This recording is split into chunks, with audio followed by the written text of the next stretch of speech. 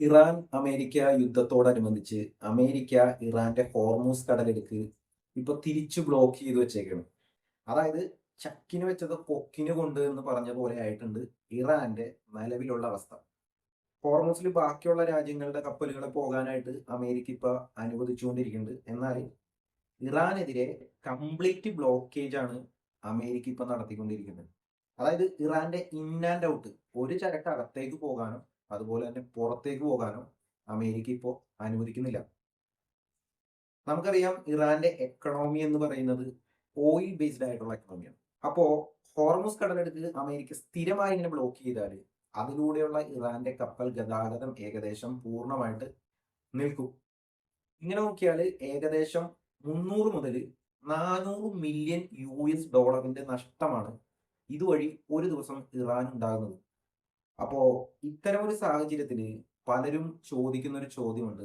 America ഇങ്ങനെ ഇറാനെതിരെ ഉപരോധം ഹോർമുസ് കടലിടുക്കിൽ തുടർന്നാൽ ഇറാന് എത്ര നാള് അമേരിക്കയുടെ ഈ ഉപരോധത്തെ ചെറുത്ത് നിൽക്കുവാനായിട്ട് സാധിക്കും? ഇത് വലിയൊരു ചോദ്യമാണ്.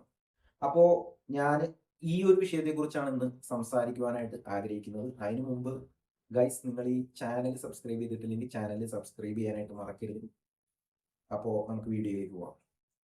അപ്പോ ഈ ഒരു ചോദ്യം ഉണ്ടല്ലോ, ഈ ഒരു ചോദ്യത്തിന് ഉത്തരം ലഭിക്കണമെങ്കിൽ ആദ്യം നമ്മൾ മനസ്സിലാക്കേണ്ട ഒരു കാര്യം, ഇറാന്റെ കയ്യിൽ എത്ര സ്റ്റോക്ക് പൈൽ കപ്പാസിറ്റി ഉണ്ട്. ഈ സ്റ്റോക്ക് പൈൽ എന്ന് പറയുമ്പോൾ അതിനെക്കുറിച്ച് റഫായിട്ട് ഞാനൊന്ന് പറയാം.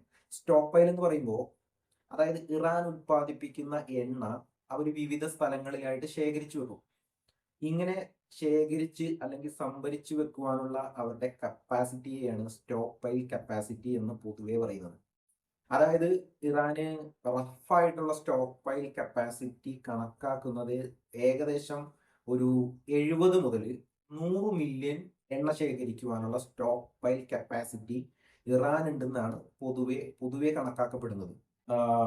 ഇറാൻ സാധാരണ അവരുടെ കാർഗ് ഐലൻഡിൽ നിന്ന് കയറ്റുമതി ചെയ്യുന്നത് ഏകദേശം 1.5 ടു 1.8 മില്യൺ പെർ ഡേ എണ്ണയാണ് അവർ കയറ്റുമതി ചെയ്യുന്നത്. അതുപോലെ കാർഗ് ഐലൻഡിന്റെ തീരപ്രദേശങ്ങളിൽ തന്നെ വലിയ ടാങ്കർ ശേഖരങ്ങളിൽ ഇറാൻ ഇതേപോലെ എണ്ണ ശേഖരിച്ചു വെച്ചിട്ടുണ്ട്. ഇങ്ങനെ തീരപ്രദേശങ്ങളിൽ എണ്ണ ശേഖരിക്കുന്നതിനെ ഓൺഷോർ ആയിട്ട് എണ്ണ ശേഖരിച്ചു വെക്കുക എന്നാണ് വിളിക്കപ്പെടുന്നത്. എന്നാൽ ഓൺഷോർ അല്ലാതെ തന്നെ ഓഫ് ഷോർ ആയിട്ടും ഇറാൻ എണ്ണ ശേഖരിക്കുവാനുള്ള ഇറാന് കപ്പാസിറ്റി ഉണ്ട്. ഓഫ് ഷോർ എന്ന് പറയുമ്പോൾ പ്രധാനമായിട്ടും നമ്മൾ ഈ കടലിൽ നിർത്തിയിട്ടിരിക്കുന്ന കപ്പലുകളിലെല്ലാം ശേഖരിച്ചു വെക്കുന്ന എണ്ണയെയാണ് ഓഫ് ഷോർ ആയി എണ്ണ ശേഖരിച്ചു വെക്കുക എന്ന് പൊതുവെ പറയുന്നത്. അപ്പോ ഓഫ് ഷോർ ആയി ഇങ്ങനെ കപ്പലിൽ ശേഖരിക്കുന്ന എണ്ണ കപ്പലുകൾ ചിലത് ഇറാൻ എന്താ ചെയ്യാന്ന്, ഇറാനല്ല ഒട്ടുമിക്ക രാജ്യങ്ങളും എന്താ ചെയ്യാന്ന് വെച്ച് കഴിഞ്ഞാൽ കടലിൽ തന്നെ എണ്ണ ആ കപ്പലുകളിൽ ശേഖരിച്ചിട്ട് കടലിൽ തന്നെ ഇവിടെ നിർത്തിയിടും. അല്ല എന്നുണ്ടെങ്കിൽ അതുകൂടാതെ ഫ്ലോട്ടിംഗ് കപ്പലുകളുണ്ട്. ഈ എണ്ണ നിറച്ച കപ്പലുകൾ കടലിലൂടെ ഇങ്ങനെ ഒഴുകി നടക്കും.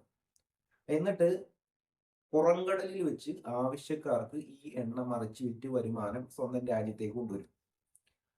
ഇങ്ങനെ വരുന്ന എല്ലാ സംഭരണശേഷിയുടെ മൊത്തം കപ്പാസിറ്റി കൂട്ടിയിട്ടാണ് ഞാൻ ഈ പറഞ്ഞ ഇറാന്റെ മൊത്തം സംഭരണ ശേഷി എന്ന് പറയുന്നത് 70 മില്യൺ ടു ഏകദേശം 100 മില്യൺ സ്റ്റോക്ക് പൈൽസ് എന്ന് പറയുന്നത്. പക്ഷേ ഇറാന് ഈ 70 മില്യൺ സ്റ്റോക്ക് പൈൽസ് പൂർണ്ണമായിട്ട് ഉപയോഗിക്കാൻ കഴിയില്ല. കാരണം അങ്ങനെ ഒരു അവസ്ഥയിലായിരിക്കില്ലല്ലോ ഒരു രാജ്യങ്ങളും ഉണ്ടാവുക. കാരണം ഈ അമേരിക്കയുടെ ബ്ലോക്കേഡ് വരുന്ന സമയത്ത് തന്നെ കയ്യിലുള്ള സ്റ്റോക്ക് പൈൽസിന്റെ കുറെ ഭാഗം ഇവര് ശേഖരിച്ച് നിറച്ചു വെച്ചിട്ടുണ്ടാവും. അപ്പോ ബാക്കി വരുന്ന ഈ സ്റ്റോക്ക് പൈൽസ് മാത്രമേ ഇവർക്ക് ഉപയോഗിക്കാനായിട്ട് സാധിക്കുകയുള്ളൂ. ഇങ്ങനെ ബാക്കി വരുന്ന ആ ഒരു അവശേഷിച്ച കപ്പാസിറ്റി ഉണ്ടല്ലോ, അതിനെയാണ് അലീജ് കപ്പാസിറ്റി എന്ന് പറയുന്നത്. അപ്പോ അങ്ങനെ നോക്കുമ്പോൾ ഈ അലീജ് കപ്പാസിറ്റിയിൽ മാത്രം സംഭരിച്ചു വെക്കുവാനുള്ള എണ്ണ ഉത്പാദിപ്പിക്കുവാനേ ഇറാൻ ഇവിടെ സാധിക്കുകയുള്ളൂ. ഈ ബാക്കി വരുന്ന സംഭരണ ശേഷി ഇറാനെ സംബന്ധിച്ച് വളരെ ഇമ്പോർട്ടന്റ് ആണ്. ഇറാനെ സംബന്ധിച്ച് മാത്രമല്ല, എല്ലാ രാജ്യങ്ങളെ സംബന്ധിച്ചും വളരെ ഇമ്പോർട്ടന്റ് ആണ്. കാരണം ഇറാൻ ഇപ്പോ എണ്ണ ഉത്പാദിപ്പിച്ചു കൊണ്ടേയിരിക്കുകയാണ്. അവർക്ക് തോന്നുന്ന സമയത്ത് ഈ ഉത്പാദനം നിർത്തിവെക്കാനായിട്ട് സാധിക്കില്ല. കാരണം ഒരു എണ്ണക്കിണറിന്റെ ഉത്പാദനം നിർത്തിയാൽ ആ എണ്ണക്കിണർ പിന്നീട് സാങ്കേതികമായിട്ട് ധാരാളം പ്രശ്നങ്ങൾ അങ്ങോട്ട് നേരിടേണ്ടി വരും. ഇതിൽ പ്രധാനമായിട്ടും ഇറാൻ നേരിടുക കിണറുകൾക്കുള്ളിൽ നേരിടുന്ന പ്രഷർ പ്രോബ്ലമാണ്.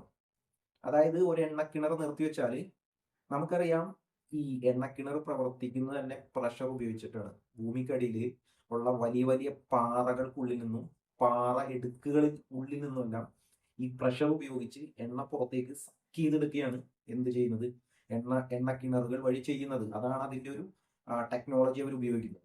ഇതൊരു കണ്ടിന്യൂസ് പ്രോസസ്സാണ്. അതായത് രാത്രിയോ പകലൊന്നോ ഇല്ലാതെ 24/7 നടന്നുകൊണ്ടിരിക്കുന്ന പ്രക്രിയയാണിത്. അപ്പോ ഇത് നിർത്തിവെക്കാനായിട്ടൊന്നും സാധിക്കില്ല. ലോകത്തിൽ ഇതുപോലെ പ്രൊഡക്ഷൻ നിർത്തിവെച്ച പല എണ്ണക്കിണറുകളും പിന്നീട് പറ്റിയിട്ടുള്ളത് ഉപയോഗശൂന്യമായി പോയിട്ടുണ്ട്. ഇനി ഉപയോഗശൂന്യമായി പോയിട്ടില്ലെങ്കിൽ കൂടെയും ഈ എണ്ണക്കിണറുകൾ നിർത്തിവെച്ചാൽ അവയുടെ ഉൽപാദനത്തിന്റെ കപ്പാസിറ്റി പിന്നീട് ഇടിവ് വരും. ചില സമയത്ത് അത് 15 മുതൽ 25% വരെ രേഖപ്പെടുത്തിയ എണ്ണക്കിണറുകൾ പല രാജ്യങ്ങളിലും ഉണ്ടായിട്ടുണ്ട്. പിന്നെ ഈ എണ്ണക്കിണറിന്റെ പ്രവർത്തനം നിർത്തിവെച്ചാൽ അത് പിന്നെ ഒന്നേന്ന് തുടങ്ങുക എന്ന് പറയുന്നത് അതിലും മാരകമായ പണിയാണ്. പലപ്പോഴും പിന്നീട് നിർത്തിവെച്ച എണ്ണക്കിണറുകൾ ഉൽപാദനം നടത്താൻ ശ്രമിച്ചാലും ഈ നിർത്തിവെച്ചോടത് ഈ എണ്ണ ഒഴുകി വന്നിരുന്ന ചാലുകളിൽ പലതിലും മണ്ണ് വീണടഞ്ഞിട്ടുണ്ടാവും. പലയിടത്തും വെള്ളം വന്ന് സ്റ്റോർ ചെയ്തിട്ടുണ്ടാവും. പലയിടത്തും കല്ലുകൾ വന്ന് മൂടിയിട്ടുണ്ടാവും. ഇങ്ങനെ കുറെ പ്രശ്നങ്ങൾ ഇവിടെ നേരിടും. അപ്പോ ഇവിടെ അമേരിക്കയുടെ ഉപരോധം നിലനിന്നാൽ ഇറാൻ ഉൽപ്പാദിപ്പിക്കുന്ന എണ്ണ അവരുടെ സ്റ്റോക്ക് പൈൽസ് തീർന്നതിന് ശേഷം അവർക്ക് സംഭരിക്കുവാൻ സാധിക്കാത്ത ഒരവസ്ഥ ഇറാന് ഇനി നേരിടാൻ പോവുകയാണ്. സാധാരണഗതിയിൽ ഇറാന്റെ സ്റ്റോക്ക് പൈൽസ് 0 വെക്കുക, അതായത് ശൂന്യമാണ് എന്നുണ്ടെങ്കിൽ അവർക്ക് 60 മുതൽ 70 ദിവസം വരെ അവരുടെ എണ്ണ ഉൽപാദനം മുടക്കില്ലാതെ മുന്നോട്ട് കൊണ്ടുപോകാൻ സാധിക്കും. കാരണം ഈ ഉൽപ്പാദിപ്പിക്കപ്പെടുന്ന എണ്ണ അവർക്ക് എന്ത് ചെയ്യാൻ പറ്റും, ഈ സ്റ്റോക്ക് പൈൽസിലേക്ക് സൂക്ഷിക്കാൻ പറ്റും. കാരണം ഇപ്പുറത്തെ അമേരിക്കയുടെ ബ്ലോക്കേഡ് നിൽക്കുകയാണ്. എണ്ണ വിൽക്കാൻ പറ്റില്ല, പക്ഷെ സ്റ്റോക്ക് പൈൽസിലേക്ക് ഇവർക്ക് ശേഖരിച്ചു വെക്കാൻ സാധിക്കും. സോ അപ്പൊ ഇവിടെ കൺസിഡർ ചെയ്യേണ്ട ഒരു കാര്യം, സ്റ്റോക്ക് പൈൽസ് 0 പോലും അവർക്ക് 60 മുതൽ 70 ദിവസം വരെ, ഏകദേശം 2 മാസം ഇറാന് പിടിച്ചു വെക്കാൻ സാധിക്കും. അതിനുശേഷം വരുന്ന എണ്ണ എന്ത് ചെയ്യേണ്ടി വരും? ഇത് പിന്നെ ഒരു ഓപ്ഷൻ ഇറാനുള്ളത് വലിയ എണ്ണ കുഴികൾ ഉണ്ടാക്കിയിട്ട് ഈ എണ്ണ കംപ്ലീറ്റ് ആ എണ്ണ കുഴികളിലേക്ക് നിറച്ചത് കത്തിച്ച് കളയേണ്ടി വരും. പക്ഷേ ഇങ്ങനെ ചെയ്താൽ വലിയ രീതിയിലുള്ള പാരിസ്ഥിതിക പ്രശ്നങ്ങൾ ഇറാൻ തന്നെ നേരിടേണ്ടി വരും. അതുമല്ലെങ്കിൽ പിന്നെ അവർക്ക് ഉള്ള വേറൊരു ഓപ്ഷൻ ഈ എണ്ണയെ കടലിലേക്ക് ഒഴുക്കിക്കളയാനായിട്ട് സാധിക്കും. കടലിലേക്ക് ഒഴുക്കിക്കളഞ്ഞാൽ ഈ എണ്ണ എന്ന് പറയുന്നത് കട്ടിയുള്ള ദ്രാവകമാണ്. അത് സമുദ്രത്തിലേക്ക് ഒഴുക്കിയാൽ അത് സമുദ്രജലത്തിന്റെ മീതെ ഇങ്ങനെ പാട പോലെ കെട്ടിക്കിടക്കും. അതുകൂടാതെ ചെറിയ തീപിടുത്തം ഉണ്ടായാൽ തന്നെ കടലിൽ നിന്ന് കത്തും. അപ്പോ ഇത്തരത്തിലുള്ള പ്രശ്നങ്ങളെല്ലാം ഇറാൻ ഈ ഹോർമൂസിൽ അമേരിക്ക വെച്ചിട്ടുള്ള ബ്ലോക്കേജ് കാരണം, അല്ലെങ്കിൽ അവരുടെ പ്രതിരോധം കാരണം, അല്ലെങ്കിൽ അവരുടെ ഉപരോധം കാരണം ഇറാനിന് നേരിടാൻ പോവുകയാണ്.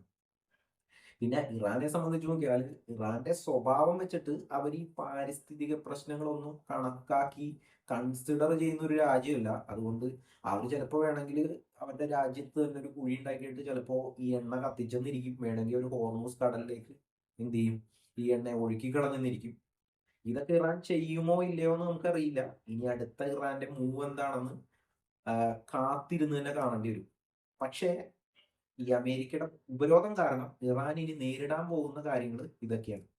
അപ്പോൾ ഗൈസ്, അടുത്തൊരു വീഡിയോയിൽ വീണ്ടും കാണാം. അതുവരെയും സൈനിങ് ഓഫ് സാംസി സോജൻ.